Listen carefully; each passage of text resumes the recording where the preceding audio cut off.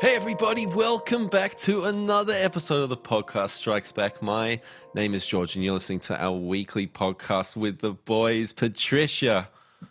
Hello. And Benny. Hey there. Patricia, it's just an honor for you to be here. Episode 148.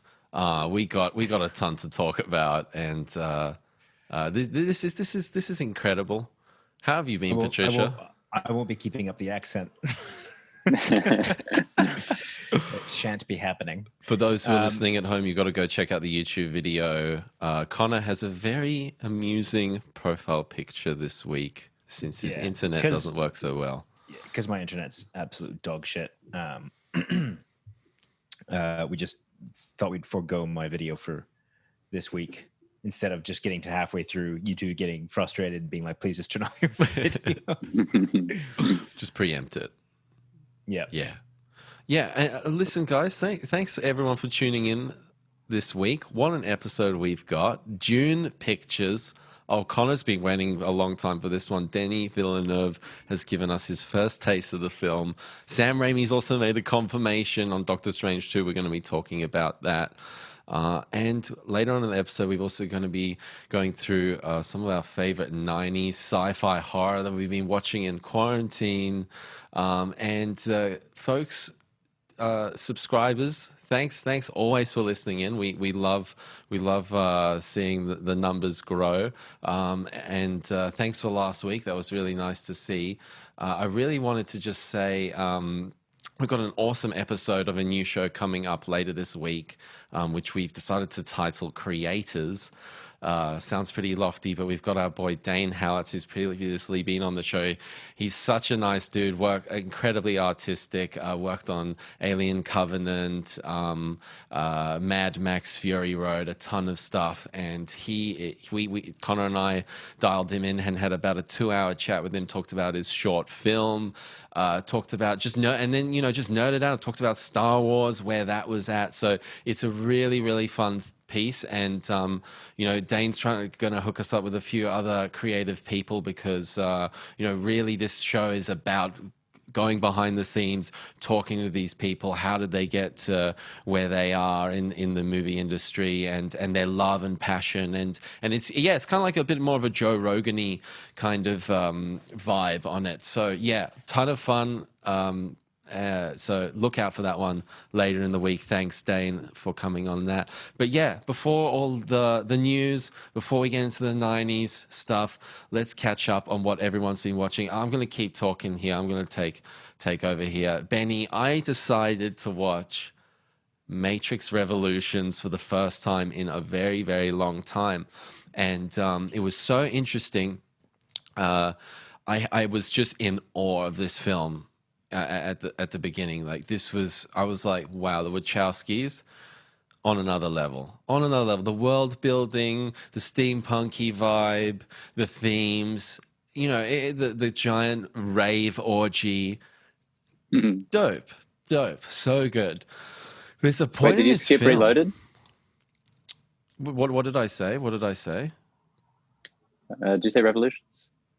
Okay, I meant Reloaded. I meant 2. Okay, I'm sorry. Right. I meant Reloaded. I was meant trying to rack my Revolutions. brain I meant Revolutions. That's sorry. a weird watch 2. order.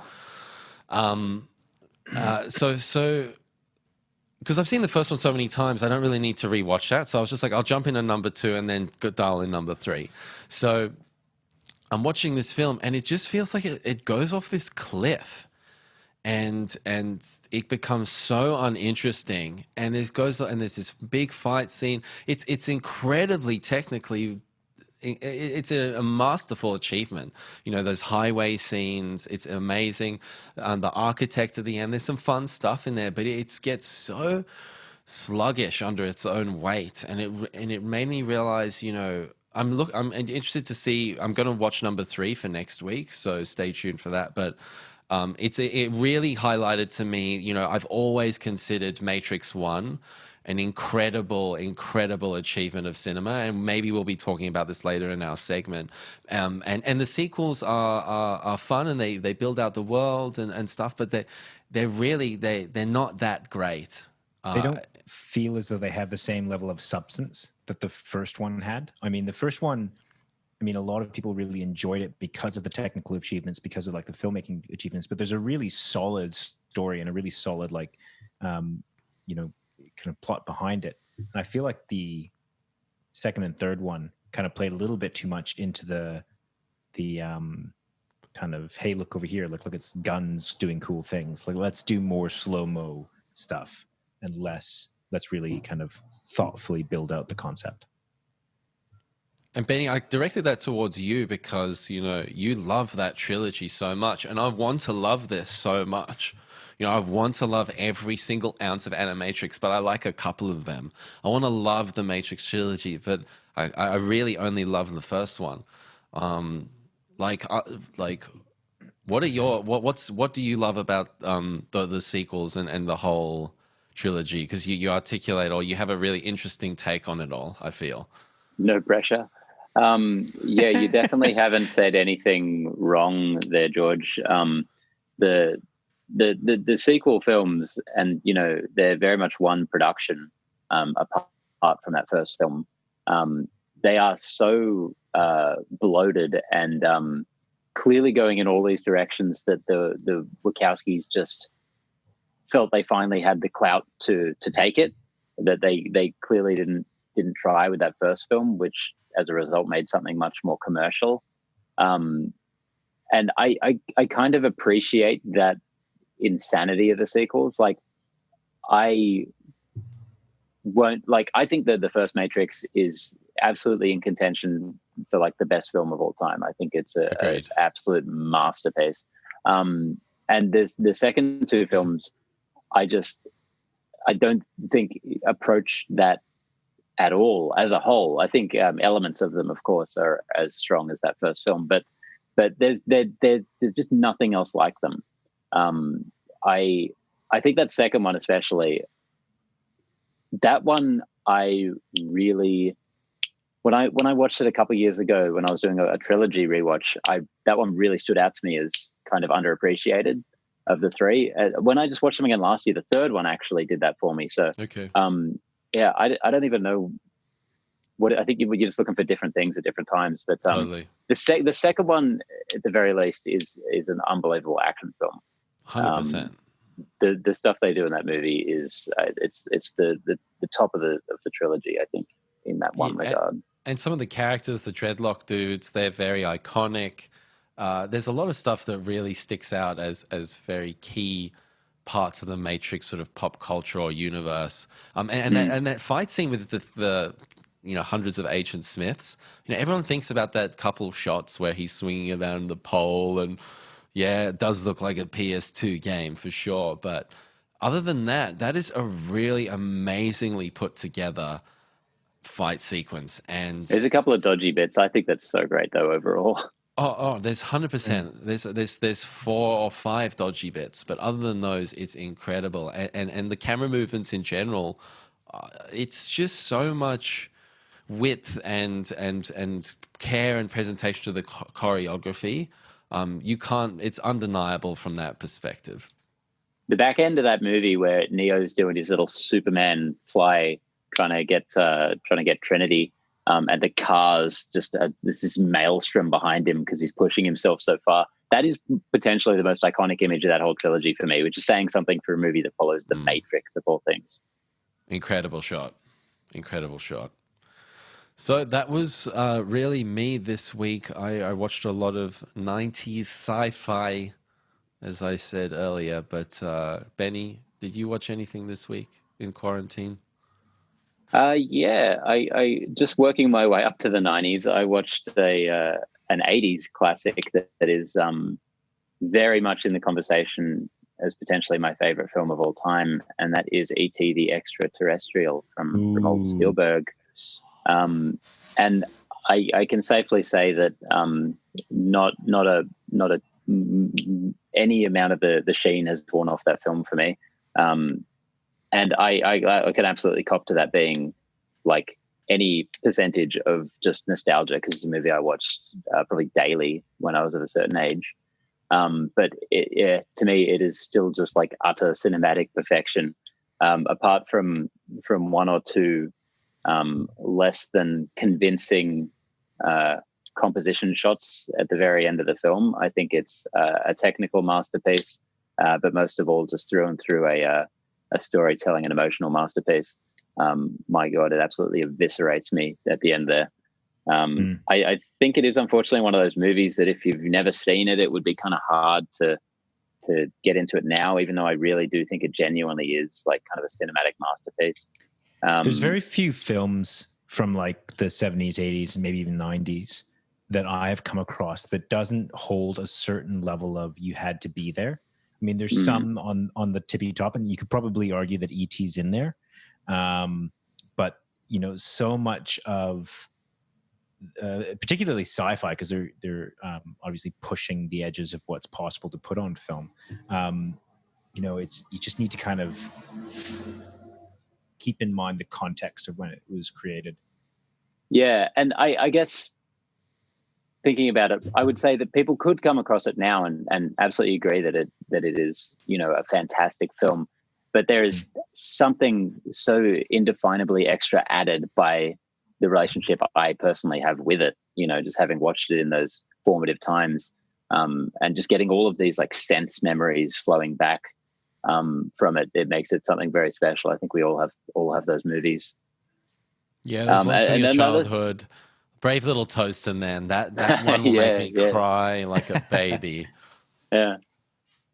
And another fun thing that really stood out for me on this rewatch, it's been a few years, was that it's kind of a well-known story at this point now that the script for E.T. was originally intended as a horror movie called Night Skies, about, you know, kind of alien invasion stuff. And man, the final product is not that in any measure, but God, it really is so eerie and creepy at points. I can understand why so many people have a legitimate fear of E.T., the creature, because it's not like many kids' movies today. I have a confession. Never seen it? You've never seen E.T.? Never seen E.T. Yeah, well, I'd like to hear what you think of it if you give it a go, because you're someone who I would expect to not necessarily get much out of it, but I'd be interested. You don't think I get much out of it? No, you don't like good. You're a soulless husk of a man. You'd rather watch Event Horizon. Fuck you. Yes, I would. Yes, I would. I also watched after our zombie episode, funnily enough, Shaun of the Dead, with someone who had amazingly never seen it. Wow. Somehow. That is such a classic, that film. There's definitely some level of, you know, it being a almost 20-year-old comedy where you've seen it a bunch of times. It's never going to be as funny as the first few times, but it really is a wonderfully put together movie, and it's so clearly that point between Edgar Wright making Space, the TV series, and all the cinematic stuff he did after that. It's such a clear kind of leaping off between those.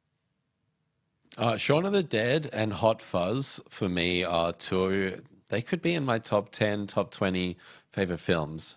I just adore them. And Edgar Wright, he has technically become a better filmmaker, but you know, those films they are timeless for me, and I can never get over them.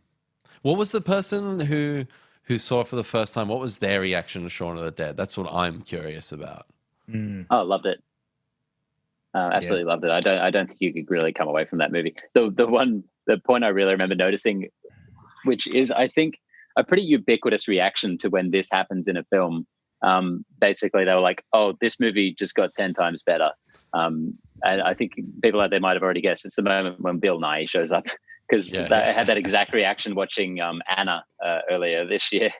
I also rewatched Train to Busan. I really need to reiterate on this episode that you guys need to see that movie, because it is potentially the best zombie movie of all time. Go check out our zombie movie episode from last week.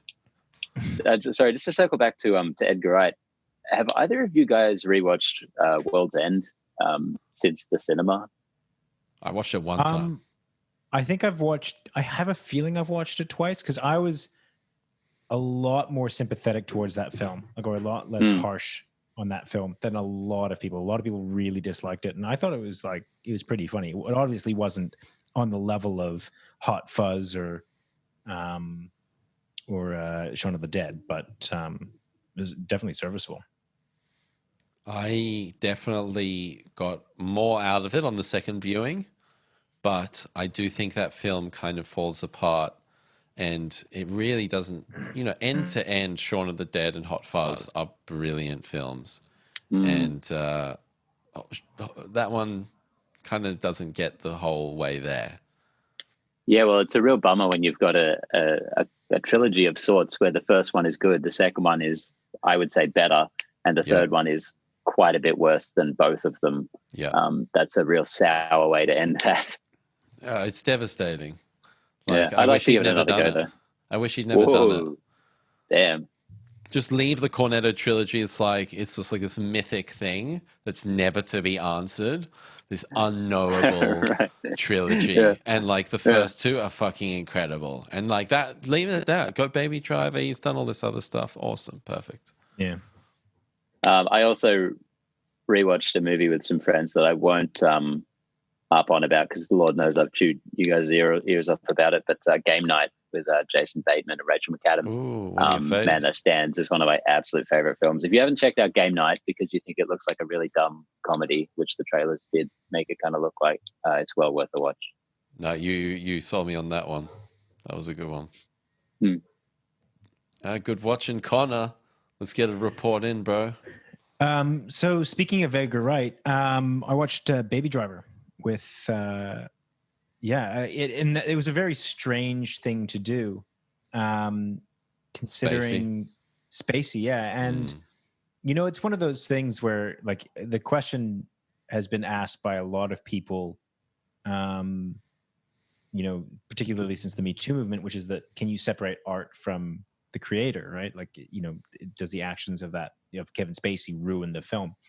And I got to say, the movie is so good that you kind of forget, like, you don't think about the actors that are behind those roles. And I'm really glad that that's the case, because I'd have hated for this movie to get ruined for me, because the movie as a whole is so excellent. I really, really, really appreciate that film. And it is, it's just so much fun to kind of think that Edgar Wright took a different tact with this film, in the sense of,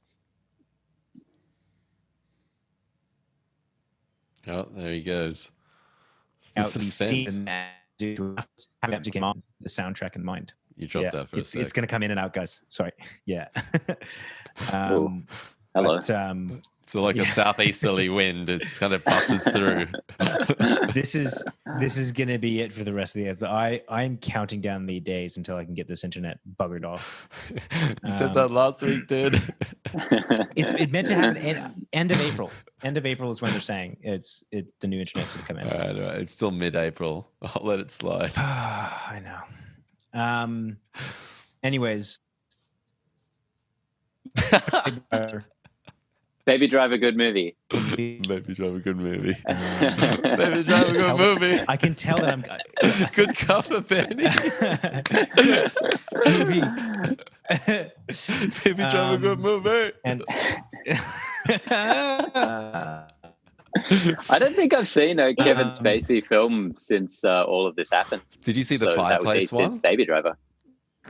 Right. The what? The Fireplace video? The Christmas one oh god, the House of Cards things. No, I'd never watched any of that shit. I was not interested. I got the impression. I'm back. Let's just.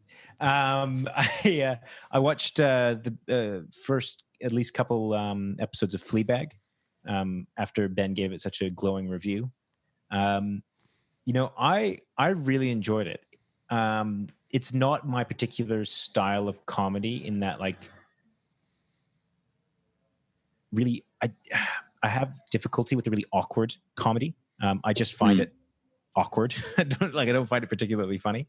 But you like the Canadian thing. That's the most Canadian awkward thing? shit I've... Jitterbug or whatever it's called. Letterkenny. You're talking about Letterkenny, Letterkenny. which is not awkward comedy at all. It's not awkward comedy at all. That's terrifying. What are you on about? But I mean, you know, I think that if there's a strong enough concept behind it,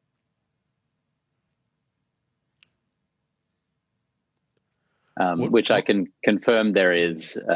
So make sure to finish off the season. What is awkward comedy? Like, how is it awkward? It's like you're having a conversation with someone and they keep dropping out, kind of awkward. Oh, yeah, right. Almost that awkward. Fuck, this is going to be terrible. It's happening every like 20 seconds. Patricia, get it sorted. Are you on 4G? Yeah. Damn. The dead zone. Honestly, it is literally like this building out of everywhere. Like I walk out of this building, it's fine. But this one building is fucked. You have to go on your motorbike and go to a little like hill near your house. Yeah, so Fleabag, huh? Is that a recommend for me, Connor? Yeah. No, nothing else. Continue, please, quickly. Okay. Well, listen, this week we actually did get a little bit of news, which was quite fun. Wow, the world keeps on turning. Benny, why don't you enlighten us, bro? Yeah, stuff is still very slowly trickling out of Hollywood. 90% of it is this and that has been delayed. We've only shot a quarter of this. This will be postponed indefinitely. But we did get something we've been anticipating a lot, which is the first images from Dune. Started out with one little picture of Timothée Chalamet, and then followed the next day by a bunch of the cast members in costume on set. What do you guys think of this? I cannot describe how on board I am with this. I am so fucking excited. Dune was one of those books that I read pretty early on, like as a kid, and was always like, I cannot wait until they make a movie of this. And I never watched the what is it, Finch that did the 80s, 70s, whenever the fuck they did it. David Lynch, yeah. Yeah. With Sting. Yeah, Lynch, sorry. I never watched that because I just felt like this was such a visual movie and I didn't want shitty 80s, you know, special effects to not do this movie justice. You're very picky for someone who could not wait for a movie to be made. Well, but that's the thing, right? Like it was, I want it to be made, but I want the technology for it to be made correctly. And you know, just the image that I had in my head and the kind of just the visual style of storytelling. I know that I dropped out again, didn't I? No, you're here. You get paranoid now. Welcome. Yeah, I am. Because I can see you guys on the video starting to like edge out, and then I'm like, oh god, it's no, happening. you're just being kind of boring. I'm kidding. Carry on. Well, you still I have can. a really sad face on now. Yeah. Oh, sorry. No, it's just the Come on, Patricia, pick it up. The really, just the visual style of storytelling made me really, really want to see this on a big screen. It made me want to really like. Yeah, I needed this, and these pictures, honest to God, are like everything that I needed. Because it's interesting what you say, and it was funny. I read there's a little bit of backlash on these photos because people are saying, you know, hey, look, it looks cool. It's got that Villeneuve, like Apple design, seal of approval, that beauty to it, that minimalism to it. But like, isn't Dune like kind of colorful and you know, this is quite a muted sepia tone to it. You know, it's not rich in color. You know, that David Lynch one is very fantastical and has a very saturated look to it. And this seems to be a very stark contrast. You know, I love it. I thought that I was blown away and I was surprised when I read these things. But, you know, it's interesting when you have that expectation, you know, do these, you know, is there sort of more of a lukewarm response to it from, you know, I'm just curious with yourself, Connor, of somebody who's read the book, you know, is there any truth to that from your perspective? It's been a while since I've read the book. And I don't, nothing really jumps out at me as having need for any particular kind of color. In that sense, like in the photos that I saw, there was nothing that kind of like jumped out at me as like, oh, this can't be like, that can't be Paul Atreides. Like it just couldn't, it looks totally different. In terms of certain artistic liberties, I'm okay with Villeneuve putting on his own stamp. Like I don't want it to be a carbon copy or like the stylings to be a carbon copy of David Lynch's Dune. So I just don't get that. Okay. I think I need to reread the book before it comes out. Maybe there's something I've forgotten, in particular about like, in relation to those photos, but I don't think there is. Benny, what was your take? I didn't have much, to be honest. I have so little relationship with Dune. Literally all I know is like Sting and Kyle MacLachlan and their crazy hair, and it's about spice and worms. To me, this is more another Denis movie coming, another sci-fi one, which is really cool. I can't really get too worked up about it though. Before I see a little more, I think. Do you guys remember if this is one film or is this one of a trilogy or something? It's at I think it was two. Yeah, because Villeneuve made special comment that he wasn't going to try and do this in one because the world was so big and the story was so rich that he was like, I'm not going to try and shove this all into one movie. Yeah, okay. It is the first of a planned 2-part adaptation of the novel. We'll cover roughly the first half of the book. Okay, cool. Very interesting. I hope he got him to guarantee that they're making that second one before the first one comes out. No fucking way they're going to pull the plug on that shit. It's going to Blade Runner the shit out of their bank account. But yeah, I'm super excited for this. Cannot wait. I'm like you, Benny. I have no relationship to Dune, but I've always been so fascinated. I've always kind of like when I was a kid, I loved the solar system. Like I was obsessed with it. Like, and Mars was always one of those planets that really stood out and was one of my favorites. And anything related to that has always kind of intrigued me. Even John Carpenter, Ghosts of Mars. Even that kind of terrible sci-fi, naughty sci-fi. I love that stuff. Mission to Mars, love that stuff. So that really kind of pulls me into Dune, and I'm very, very excited. So yeah. How about John Carter of Mars, Georgie? That was horrible. That was really horrible. Well, hopefully this isn't one of those. Again, wanted to love it. But there was nothing to love. Couldn't. Sam Raimi, you mentioned, George, has let slip very casually in an interview that he is attached officially to Doctor Strange in the Multiverse of Madness, which is not really new information, but the confirmation is new, so that's good to hear. We were all pretty happy with the idea of this, yeah? Very happy. Very, very, very happy. I think that what really intrigues me about this, and we've discussed this a couple times before when, his name's been kicking around for a while, this is basically guaranteed, but, Sam Raimi has so much pedigree attached to his name. He's one of those sort of veterans of the game. To see somebody like him who actually helped really shape the comic book genre with the Spider-Man trilogy, for him to kind of cycle back and come into the Marvel machine, that's a really interesting move. We've had so many Marvel directors over the years that are kind of on their third feature, fourth feature, and they come into the Marvel machine. They're a little bit green. We've got a very established director here, and it's going to be intriguing to see how much of his fingerprints is on it at the end, because Taika Waititi is all over Thor Ragnarok. That I'm really intrigued about that because I do love his sensibilities. Yeah, fun.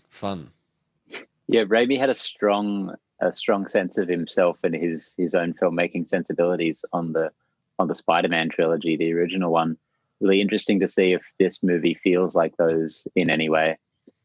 I really hope it's not something more generic like Oz the Great and the Powerful, which I was really quite woeful. Please no. Yeah.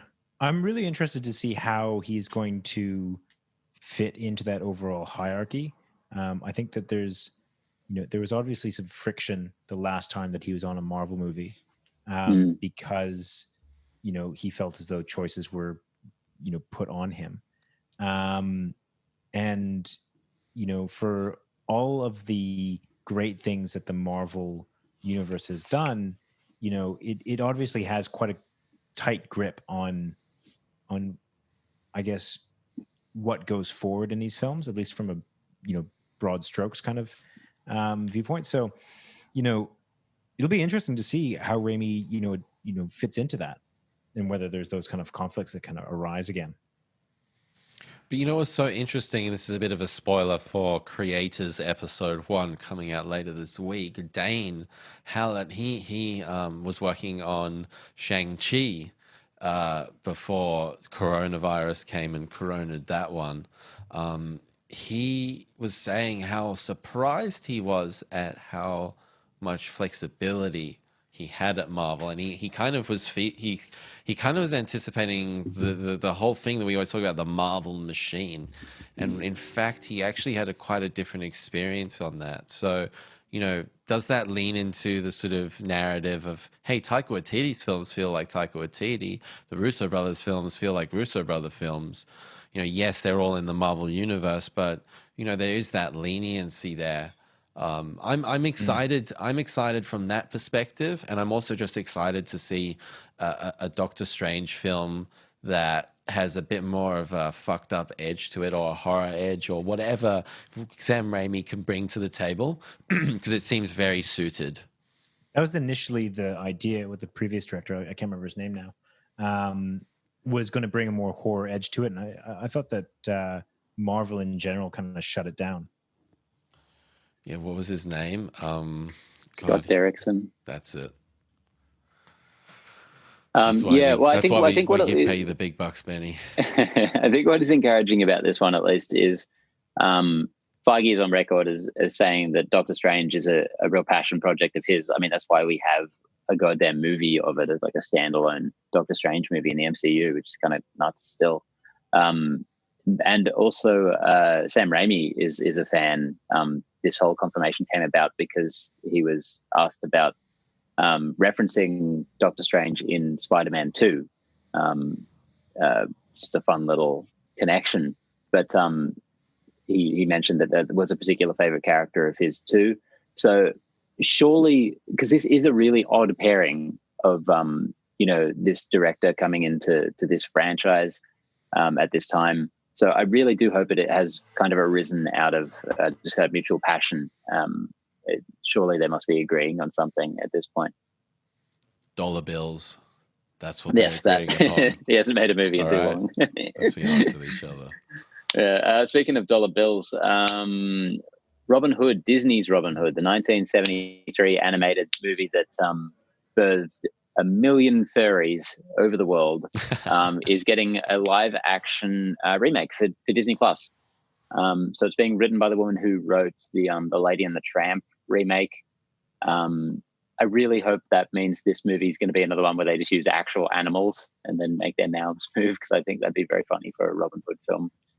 Connor, you quite like this film, don't you? The original? The original Disney one? Yeah. Yeah, look, I mean, there's a soft spot in my heart for most of those Disney animated films. I don't think there's one that I can think that comes to mind that I don't like or that I dislike. The Black Cauldron. I do enjoy that. I like that film. Wow. Right, you're the one. Yeah. I don't know. I don't think I take the movies too seriously, and therefore, what am I going to do? Be a kid that's like overly critiquing these films? At any rate, yeah. Look, I'm not a fan of the remakes in general. I feel like if you are going to, reimagine these, they should actually be reimagined. Bring something to the table that is unique, that hasn't been done before. That and the concept of doing another Robin Hood film when there's already 3 or 4 out there just doesn't ring my bell at all. Like, it just not interested. Yeah, I mean, like, it's one of those tale as old as time things. Like, we're always going to get more Robin Hoods, we're always going to get more Batman, we're always going to get more Shakespeare. It's just some of those things that are kind of intrinsic in human nature and also in pop culture or culture in general. But so I don't really have qualms with another Robin Hood coming through. I think, Benny, the idea that it can be more animal, the animals, yeah, fuck, let's do it. Am I going to watch this movie? No way. No way in hell. What is good about seeing a live action animals? Like, we all hated Lion King. I just don't want to. No, because Lady and the Tramp was actual animals, is what I was saying. We got the Ridley Scott, Russell Crowe, Robin Hood in like 2010. We got the other one not too long ago with Taron Egerton. Say what you want about the Taron Egerton one, and it wasn't a good film, but at least it tried to bring something somewhat novel to the table, right? Like, it wasn't just stock standard. Yeah. But where it all falls apart is like, the Disney control comes in. And actually, when I think about it, my suggestion of doing the CGI animals, that's going down the Lion King route. What is this? This is going to be a monstrosity. So I don't even know what I'm talking about at this, that's what I was asking. rate. I was like, we have evidence that doesn't work. I think overall, just burn it. But I don't have a problem with another Robin Hood being made. I have more of a problem with Disney doing these remakes and just kind of regurgitating them in this machine that it's just kind of a bit icky. Yeah. Again, it's not necessarily them taking Robin Hood, but if they would have to do something particularly interesting with it. And if you look at the story in the original Disney film, there's nothing particularly original about that. And if their gimmick is to just do the kind of shot for shot like they did with Lion King and the CGI foxes and rhinos and all that kind of shit, then I mean, fuck me, what are we even doing here? Is there a cool like Mulan-esque Game of Thrones Robin Hood out there in the world? Yeah, it's directed by Ridley Scott. It came out like 10 years ago. Yeah, but was it like a better version of that one, What was actually wrong with that film? I don't know. I don't know, but everyone hated it. That's exactly Russell right. Crowe is very strange casting for Robin Hood. Somebody told me it was bad, and I was like, that movie's bad. Yeah, sounds about right. No, because look, that movie, I had not seen a Robin Hood that took on that particular style before. I like Ridley Scott. I like, I like what he did with the story, or at the very least with the aesthetic of it. And I was on board. The people that are saying, Russell Crowe isn't a good Robin Hood. He's a fucking fictional character. Like, he's folklore. You can make him out to be just about anything. Robin Hood's real AF. He's real in my mind. Yeah, sorry, I really derailed that. It's probably in my top 5 Ridley Scott films, just by virtue of either not having seen or severely disliking most Ridley Scott films. Yeah. Do you not like Ridley Scott at all? It's just like a kind of... No, I just haven't connected with any of his movies that I've seen. I quite liked All the Money in the World a couple of years ago. Not only because Kevin Spacey was just completely eradicated from it, which was hilarious. Yeah, I still got to check that one. You don't have to. No, I don't. Yeah. Anyway, back to this Disney Robin Hood one. It's like, who are they making these for? Especially these like. As if it's not going to make a stack of money, remakes. Though. It's not, because it's going to Disney Plus, and it's Robin Hood. This isn't The Lion King. This isn't Beauty and the Beast. This is one of their like C, D tier animated films. Not in terms of quality, just in terms of marketability, how much they can sell it. Unless they're really going to market this to furries and make a really sexy Robin Hood fox, because I think that's the only real market that cares about this movie too much, then I can't see the point at all. I think if they were to take a completely different direction with it, make it a full animated film, go kind of down more the Zootopia route, which is a really good movie, then maybe something interesting could be done. But if they're just making another stock standard Robin Hood, except it's got, CGI humanoid animals, then there's nothing there. Well, Disney knows how to ruin shit. They ruined the UFC for me. That was supposed to come this weekend, and they told Dana White not to, and they're gonna ruin this. So but I do agree with you, bro. Zootopia is very underappreciated, and I'm not really sure why it's not talked about more in terms of great animated films. What do we got up next? There's some Star Wars stuff if you want to talk about it, but otherwise. Oh man, come on. You got to set me up better than that. More Star Wars news, hooray. Yeah. Now, it's just a quick one. Daisy Ridley has responded to the backlash of Rise of Skywalker. She's basically said, like 98%, it's so amazing, but this last film, it really was tricky. January was not that nice. It was weird. I felt like all the love we'd sort of been shown the first time around, I was like, where's the love gone? And I think that's pretty accurate sentiment of the overall trajectory of the films. Force Awakens was Daisy Ridley's entry into Hollywood and would have been her first feature, and subsequently she's gone on to become, a real heavyweight in the Hollywood scene. But to kind of get the Last Jedi reaction, and then this, you have a bitter taste in the mouth. And overall, her experience of Star Wars, whilst it definitely set off on a trajectory, I won't be surprised if she has that sort of. All of these guys have this very dejected outlook on Star Wars. No one's really sort of in this generation sort of flying the flag. I think John Boyega seems very dejected. Oscar Isaacs, you can see a lot of clips of him being totally sort of scathing towards the Disney machine. It's just interesting to see from a Star Wars fan's perspective. Did you guys have any thoughts about this? It's a shitty just place for her, because she's been doing the same thing for all these. Like, she's been bringing her A game, doing a great job in all of these movies. I would imagine, the day to day on the set of these things, you would never have any sense of how people are going to respond to it when it reaches the theaters.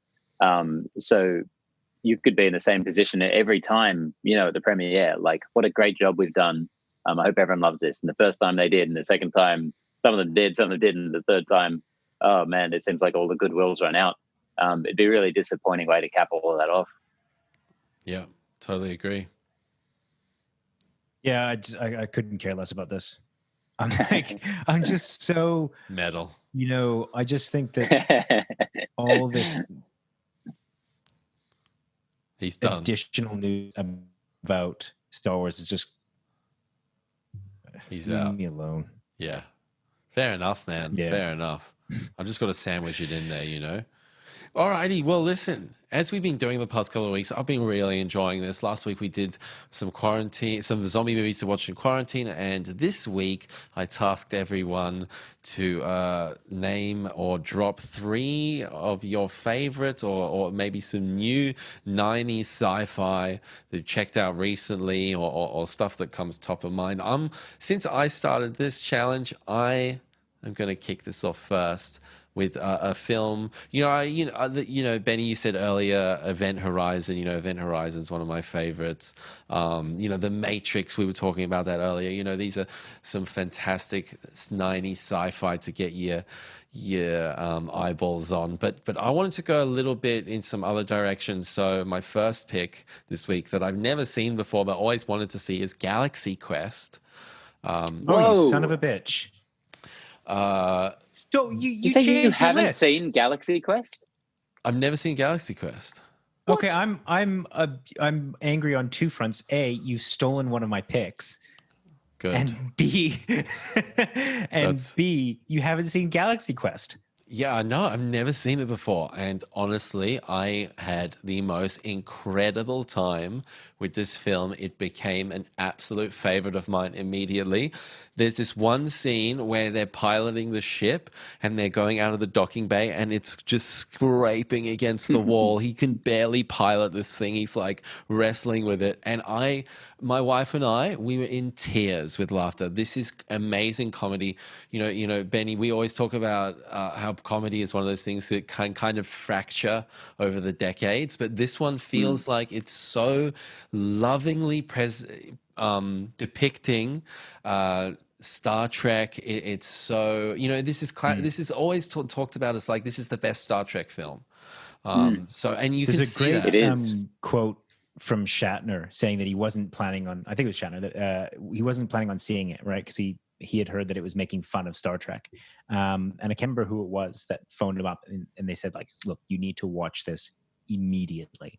And he said he watched and he was laughing louder than anyone else. And I think that's the beautiful line that they walk, right? Like it's this kind of, it is a comedy, right? But it's also this brilliant, like fourth wall breaking sort of like meta commentary on fandom and the insanity of the Star Trek universe. And yeah, I love that movie. I think it's brilliant. And yeah, every ounce of it, it's just kind of like oozing with love for Star Trek. Like you can just feel it there with how much it knows the franchise and everything behind it. And not to mention that, George, I this is one I revisit a lot. It was one of my absolute favorites when I was young. And I think it holds up so well as like a sci-fi epic, like the ILM special effects and the Stan Winston kind of puppetry and stuff is outstanding. Incredible. The bad guy in this is outstanding. Yeah.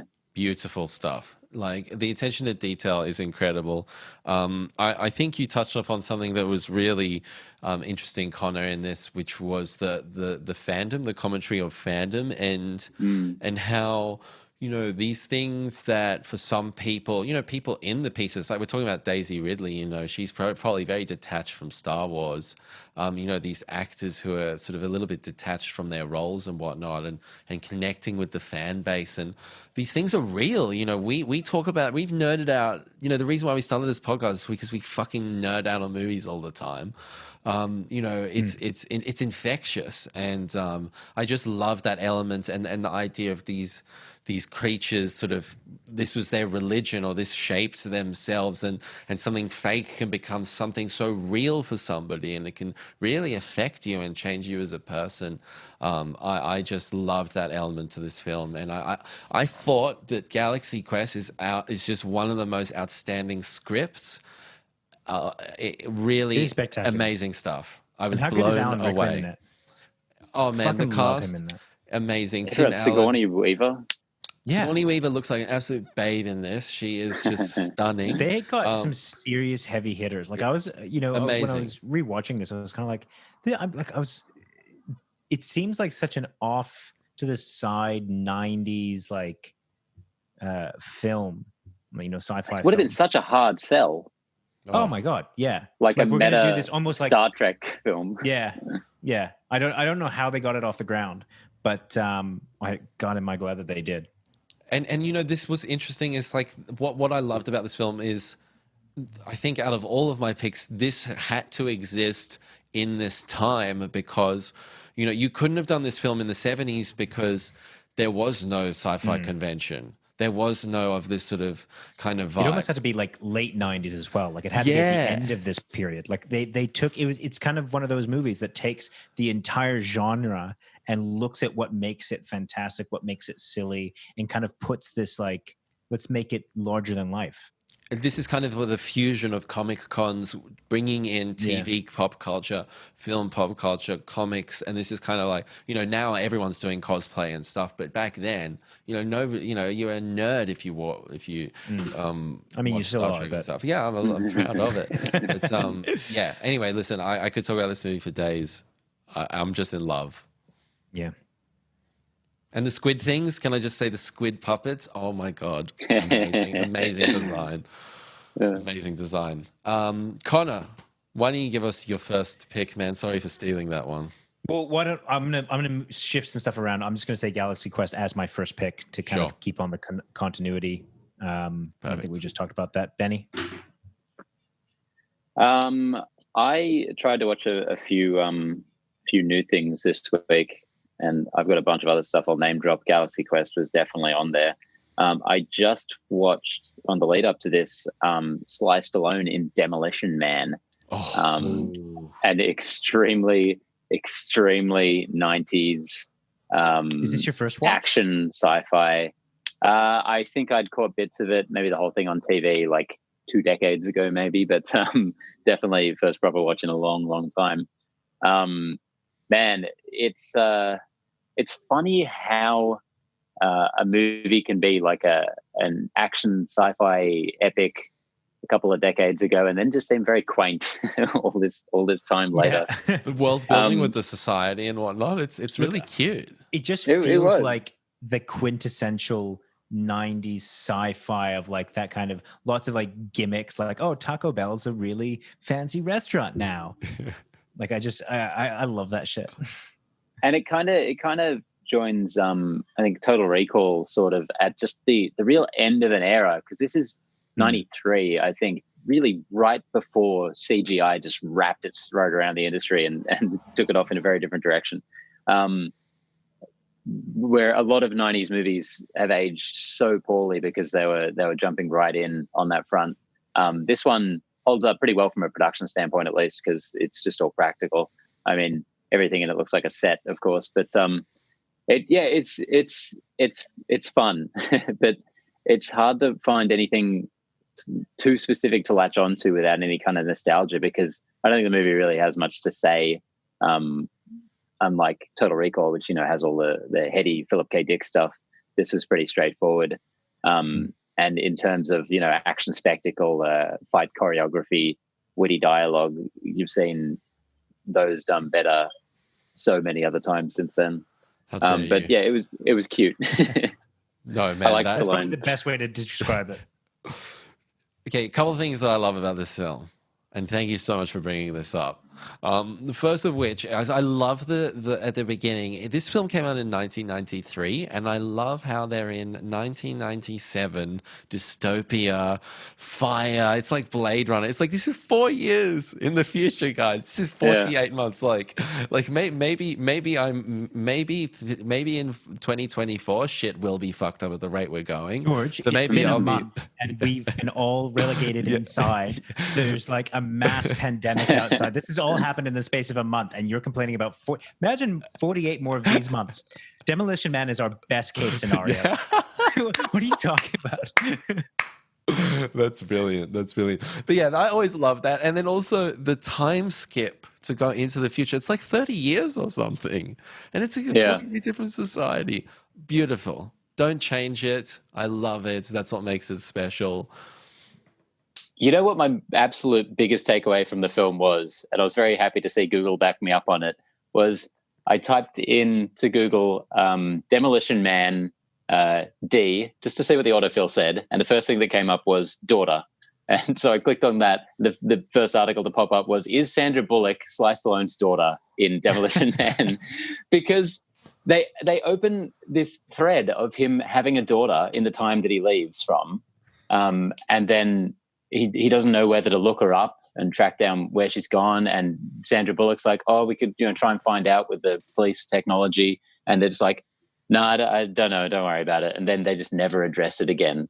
And so it feels like a direction that was going to happen, then didn't. I'm like, like the law of conservation of characters, you think it's got to be someone in the film, but there's only one woman in the film. I don't know, very strange thread that they just never addressed at all. I'm glad to see other people were thinking about it after the movie. It's fantastic. 100% Demolition Man, great pick. Wesley Snipes as well, awesome. He's terrific in it. I don't know why he's dressed like Mario, but he's wonderful. I don't care. Bring it on. Bring it. Okay, round number 2. Sorry, I got to do this. Oh, sorry. Ben, are you clicking a pen? It's killing me. No, I keep hearing this clicking noise. I have a pen, but it's unclickable. Yeah, okay. Maybe I'm just losing my mind then. All right, let's keep Possibly. going. We'll listen to the playback. We have this all. We're all documented. My second pick was The Faculty, Robert Rodriguez's film, The Faculty. This is a film I've never seen before, but it was such a fun kind of teen high school piece, coming of age story wrapped in with a sci-fi invasion of the body snatchers kind of vibe. Had so much fun with this. I was really impressed. Thought they were great characters. A really stacked cast. Elijah Wood, so many faces that you've seen before. The Team 1000 from Hilary Swank, isn't she? Yeah, there's a bunch of people, bunch of Usher's in there. What? Usher. Yeah, Usher. Josh Harnett. Yeah, a bunch. Anyway, I really like this style of kind of unraveling of a single situation. It's not unto a zombie film. You're following these characters in this single situation, I just thought Robert Rodriguez is clearly extremely talented, even at this early stage in his career, and I had a ball. Definitely not on the same level as Galaxy Quest, but awesome flick and great, really, really interesting practical effects at the end. Terrible CG as well, but some fun practical elements to it. Yeah, I caught this one for the first time like last year. I think I brought it up on the podcast. I don't think you'd even heard of it, George, which surprised me because I always noticed it. I think in like video stores and stuff on the shelf, but never caught it. I think it took me like 2 settings to get through, but it was definitely a fun little relic of its time. 100%. Have you seen this one, Connor? No, I haven't. Yeah, you don't need to. That's what I'm saying. But it's still a fun. That's the vibe I'm getting. Yeah, still real fun. Like, it's a fun little thing. Don't go out of your way. There are some amusing components to this, especially the weird sort of cocaine-y thing that Josh Harnett's character's selling in the pens that they use as there's a fun scene that's got a callback to The Thing where they're sort of testing each other one by one, trying to find who's who's the alien. But it's definitely better than it sounds like, Connor, I think. I think it had a real streak of Breakfast Club in it because I remember being my memories are a little thin on it, but I remember being surprised by how not kind of arch the characters were. Like they were all presented as kind of teen stereotypes, the jock, the nerd, the what have you, but they all kind of revealed layers beyond that by the end of the film. Definitely. Which I thought was a good touch for a film like that. Definitely. Connor, what's your pick? So I went for one that I hadn't seen before, which was Gattaca. Nice. Which I have to say I enjoyed quite a bit. I kind of it goes against that what you just said, Ben, which was that after 1993, sci-fi was kind of gripped by CG, and I loved that this movie was almost entirely free of CGI, and really it depended upon the story, right? It was a little less about the gadgetry. Although the sci-fi aspects to this I thought were really cool. And I loved the intro into the society. I just thought the concepts in this were really awesome. Pretty hard sci-fi from recollection. I remember it being very dry. It's a long time since I've seen it. It is quite dry. I think that you need to be in a bit of a thinking mood. But I also found that it kind of lacked it had a good story, but it lacked some of the finesse of a good cinema, someone that really understands cinema, right? Like there was a couple of moments that jumped, some conclusions that kind of got jumped, and beyond that, the ending. I know what they were going for, but there was just something very unpleasant about the ending. Yeah, But this is a great piece, man. I'm so glad you got a kick out of it. Jude Law, Uma Thurman, Ethan Hawke, a really, really great sci-fi. What was it, 1997, something like that? 1997, yeah. Yeah. I always have a real soft spot for this film, and I think the concepts and whatnot is really gets it over the line and makes it that interesting piece. It's just such a very well thought out world. Yeah, and I feel like the same can't really be said for the director's later effort, that Justin Timberlake one, In Time. Oh, come on, dude. Although, again, the concept of In Time I really enjoyed. I just don't think the execution was quite there. But yeah, in terms of this one, really solid. Again, I don't want to talk too many spoilers about the ending, but the ending it didn't seem like it needed it. Like there was like a little twist at the ending that was just like, I get it. It looks cool. I get the sentiment, but it's just very, very unpleasant. It's disappointing when you dig in a movie and they throw in just a little tiny extra little bit that you're like, oh no, no, yeah. You had it. and I was very much like, it's a small thing, like it doesn't ruin the whole film, but I just thought like, fuck, man, like, yeah, it's just it's trivializing something that I don't think that should be terribly trivialized. Yeah. I can't have to read up on this movie again. I need to rewatch it. Yeah, I seem to remember a beach or something. No, I mean that was like I liked the concept of that, but again, like the execution wasn't quite there. Gotcha. The very ending is like, no, don't tell me. I'm not saying what it is. It's just, George, I think that you'll particularly dislike it. Hell yeah. Just with well, it definitely hasn't hurt my memory of the film, because I really it's do. A small thing, right? But it was one of those things that I could see it happening. I was like, just don't do that. And then they did Don't do that. Yeah. God damn it. Benny, what's your second pick, dude? I watched yesterday an old favorite that I had not seen in like 15 years, Tim Burton's Mars Attacks. I was thinking about that. Yeah, 94, 95, 96, what have you. Those designs are incredible, aren't they?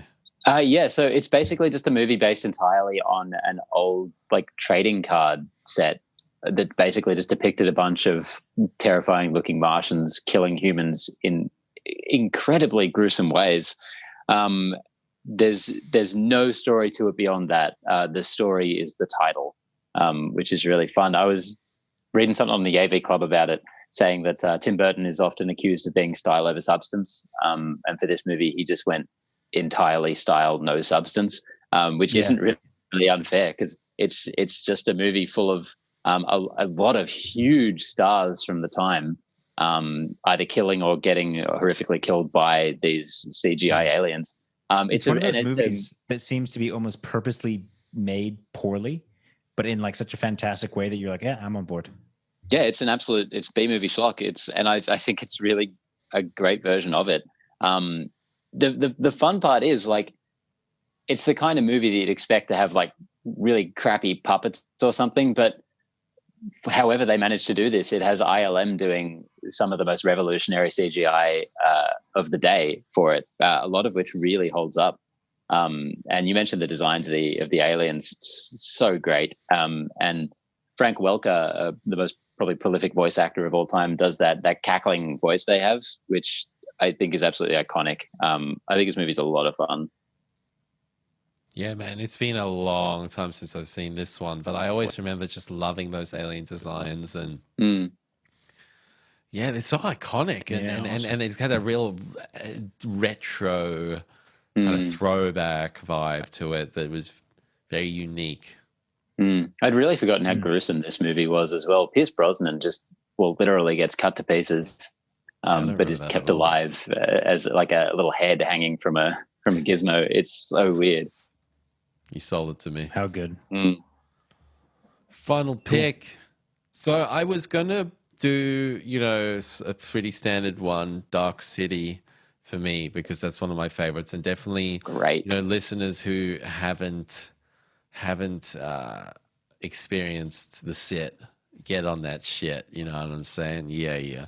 But I wanted to bring in something a little bit different to my typical stuff, and one that I keep harping on about, and I'm going to continue to because nobody's talking about this film, In the Mouth of Madness from 1995. Yes, it's maybe more sci-fi horror, but it's really, really cool, man. This is such a great piece. Sam Neill is so fantastic in this. It's got a dark ending. Spoilers. Maybe this will get you in the zone. It's got a dark ending. So now I don't have to watch it. Yeah, like this is not your typical film. It starts off. They wanted to enter Sandman as the theme. John Carpenter did it, but they couldn't get the licensing deal, so he made his own version of Enter Sandman. That sounds dope, and I put it on all the time. So it starts off with this heavy metal thing that already appeals to me. It's got amazing concepts. It's got this Stephen King novel kind of coming to life story, incredible practical effects and creatures, and an awesome performance from Sam Neill, super creepy stuff, awesome ending. What more could you want? Like, what more could you want? Can't argue with that. Have either of you guys seen this? No, but I listen to the soundtrack a lot. John Carpenter is a fucking mensch of a composer. Oh, good stuff. And his albums are have you incredible. ever watched a movie that you've listened to the soundtrack a lot of? Yeah, quite a few. But I mean, like, no. I mean, as in listening to the soundtrack first and then watching the film. Daft Punk, obviously not the other way around. with Tron, I remember getting the CD of that before the film. For what? For Daft Punk, the Tron soundtrack. Tron, yeah. Yeah, I remember, like, I've always loved the soundtrack, and the film kind of stinks. So you listened to the soundtrack before you watched Tron? Yeah. Okay. That's interesting. Damn, so that movie had nothing to offer at that point. No. It was all over. No, I can't think of any really specific instances where I do that, but I can imagine the appeal. I know with musicals, I find if you know the music on the way in, it really enhances the experience. Yeah. So yeah, cool. In the Mouth of Madness, spread the love, people. Get in there, and if you watch it, send us a message. I want to hear from you. Connor, final pick. My finale was just straight into my childhood, and I rewatched The Iron Giant, which we haven't talked about in sci-fi animations. I don't even really know what to say about this. Say about this movie. I know what to say about it. Yeah, deeply Superman. Yeah, Superman. Fuck, man, that killed me. I like that just. I mean, I'm kind of terrified that the reason that I like this film is that it is a part of my childhood, and not that it is a good film. And that's always kind of the risk with some of these films, that you kind of like, how objective am I looking at this? But at this point, I don't really care, because I genuinely love this movie. I think that it is one of the best depictions of a gentle giant in film, period. It's such a, that scene where the giant kind of discovers what death is one of the most beautiful scenes. I think it's just, it's overall spectacular, and I love the animation as well. It's gorgeous. It's stunning. It's right at that high point when Disney and DreamWorks were just like competing to fucking death with each other with how good they could make these movies look. Yeah. To diminishing returns, unfortunately. Like, this movie was a massive bomb, but just outstanding stuff. I actually watched this on the big screen last year, and man, it really holds up. It's such a great film. What was really interesting was it was actually a director's cut of a movie. I remember getting to some scenes and being like, did I miss this the first 50 times I watched this movie? Like, did I fucking doze off? So it was really weird. But I didn't know there's a director's cut of The Iron Giant. Yeah, it adds just a little bit of his backstory, which is not needed in the film at all, but it manages to not detract from it at all. It's kind of interesting. Cool. This movie's gold. This is on my list. Oh, so your number 3 pick? For me? Yeah. No, I have a list of like 50 movies here, George. You know me. Right. Some Okay, of which okay. I'm going to rattle off. Okay. One of my absolute favorite movies of all time is Paul Verhoeven's Starship Troopers, which Beautiful. I think, as kind of a follow-up to his RoboCop, which I really still think is a perfect film, absolutely holds up. And I'm going to keep mentioning ILM because, once again, their effects work in Starship Troopers is some of the most stunning in film history. I think it holds up 100%. This was after Total Recall. Yeah. Fucking, I am just falling more and more in love with Paul Verhoeven over the years. Yeah, he's a genius. A really spectacular film. I think people don't understand the satirical edge to his pieces. And at the time, this multi-layered. Movie, no one kind of got what it was going for, which is understandable because it is just unflinching in how straight-based it plays it. Like, the movie is just like full-on fascist propaganda that goes very over the top. Like, it's clear, but you can understand how people could go in and just not kind of get the joke, you know? Yeah, 100%. One I really wanted to watch today, actually, funny that we bring him up, was Existence with Jude Law, which I just could not find anywhere. I've never actually seen it. Oh, really? Okay. Yeah. No, that's a fantastic one and a must see for both sci-fi fans, horror fans, and obviously Cronenberg fans. Yeah. I in a very different direction, I think one of the absolute peaks of 90s cinema is The Fifth Element with Bruce Willis. I think that movie just has it all. That was, in some regard, like my Star Wars growing up. I think the way they realize that world is just so absolutely fantastic. And along the same line is Men in Black, of course. But the movie, I wanted to watch something new this week, so I checked out one that I think is you're a fan of, George, which was Vincenzo Natali's Cube. Yes. Ooh, yeah. Yeah. Slice and dice. Slice and dice, yeah. Watch the first 2 minutes of this movie and then skip the rest. Because it doesn't get better than that, unfortunately. This movie, interesting concept, decently executed, terribly acted, some very odd character directions they choose to go in. Interesting more as an experimental, like a student film. I don't think they really pulled it off, though. And just a very, very unnecessary, very 90s feeling depiction of someone who is differently abled. I've forgotten that bit. Yeah. I dig Vincenzo Natali. I think he's got a lot of cool ideas, and I Splice. Splice is cool. I love the weird directions he goes. But yeah, I made it. This movie really kind of peaks with that opening scene of a guy just kind of waking up and then suffering a very bad fate.